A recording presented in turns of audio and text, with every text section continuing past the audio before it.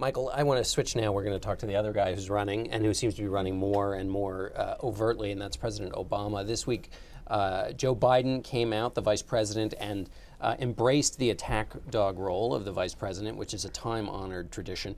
He gave a speech in Ohio, a key swing state, bellwether state, and stated simply, we are about promoting the private sector, they're about protecting the privileged sector. The president also, his campaign released this 17-minute documentary made by the director of Waiting for Superman, which is a good thing they didn't use that title this time, and also Al Gore's film about global warming. What's the message you got from that film and from this re-election campaign?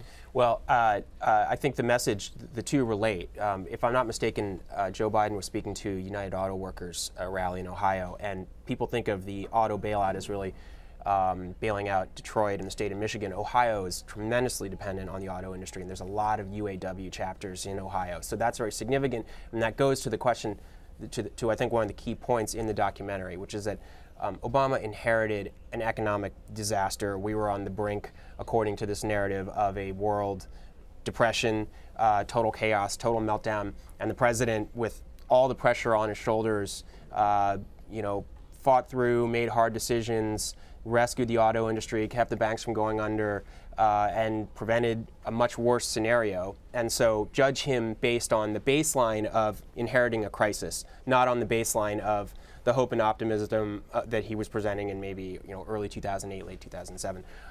So I think that could have been worse remains one of the key themes. It's a tricky one, but they may have to stick to that because there has been polling by the Democratic firm Democracy Corps that says, be careful about saying America is back, and be careful about saying it's morning in America, because most Americans don't think that yet. And if they make that case, they might suffer a backlash. They might seem like they're out of touch. So that's could have been worse, I think, is the bumper sticker for 2012. Well, just to add, I would have to give a shout out to my old boss, Ron Brownstein, who said he thinks the message is going along the lines of saying it's not morning in America yet, but do you want to go back? Not just, it could have been worse, but do you want to go back to what? But didn't he try that before? Well, he tried that in 2010. Now, the argument is, right, remember, put it in D to go forward, R for reverse. It was all very clever. We don't want to give them the keys again in the ditch. There were about 10 different there were the Slurpees. The number of conceits he minted. It's a shame that he couldn't create jobs as quickly.